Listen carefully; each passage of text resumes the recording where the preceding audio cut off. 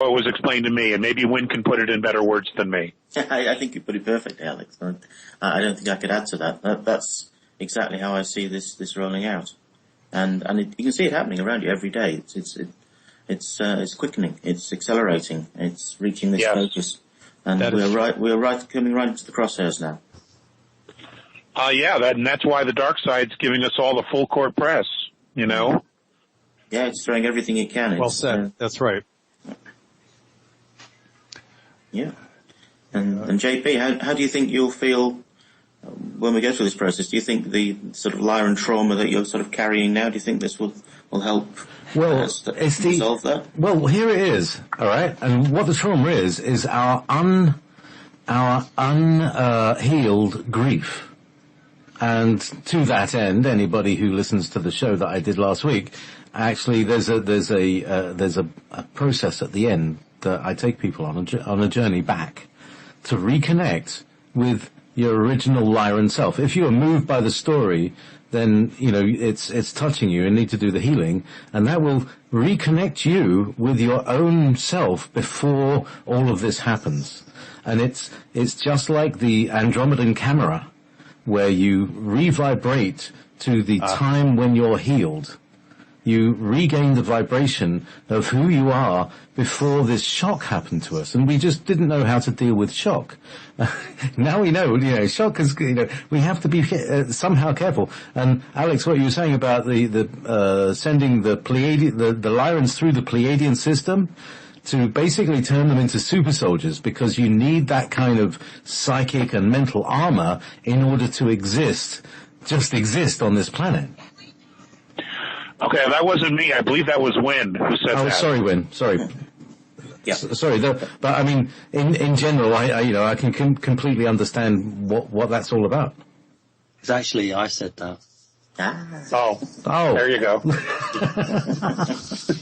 God, we'll agree. Yeah, somebody said it. Somebody in the room. Yeah, he came out there. So it's to me, it's recognizing. All right. So again, let's go back. It was the shock, but we have to recognize that we've all been experiencing the separation, the trauma of separation. And that's when our brothers and sisters were instantly killed in terrible pain on these other planets while we're all still alive. And you know, it is from the inside, it's a real trauma. And every cutting trauma, like the birth that we all go through, cutting the umbilical cord, and certainly with circumcision, it reinforces that trauma. And it was so fuzzy and numb and lost in the midst of time, I couldn't figure it out.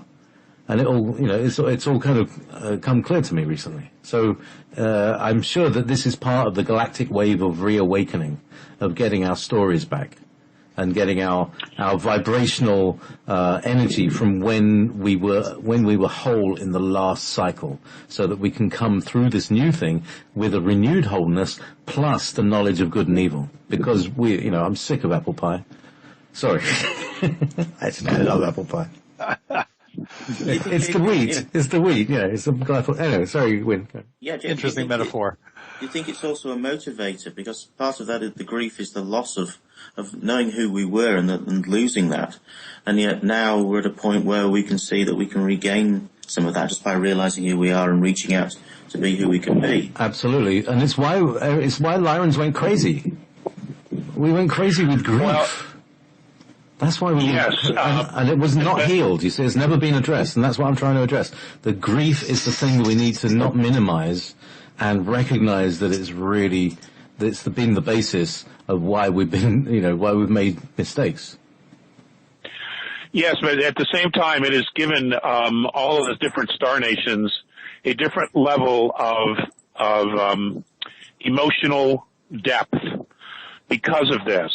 Yes. And that has brought a great deal of not only introspection to the individuals of this galaxy, but also to the star nations, because of that additional depth of emotion, because of the grief.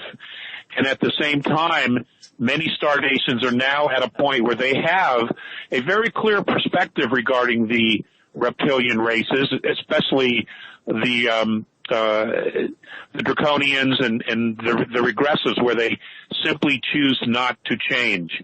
And that is, okay, we see you, we recognize you, but we're just going around you and we're leaving you.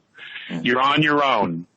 And that essentially is what's happening, is that the consciousness is going to evolve so high that what's going to happen is that these idiots are going to find themselves all by themselves.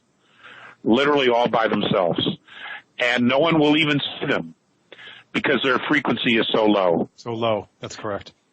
You see, and that's their trauma, Alex. And this is, this all goes back to their original trauma, and they were dumped. They have the feeling that they've been dumped, abandoned, and ignored. Okay, but they're still making decisions as a society to carry that, to see themselves this way, and to have a perspective about other races that they think they have a right to control, manipulate, kill, crucify, or eat. And that's their trip.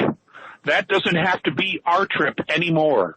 No. That's their trip. And if they want to heal their trauma like humanity is healing their trauma, they can make that decision.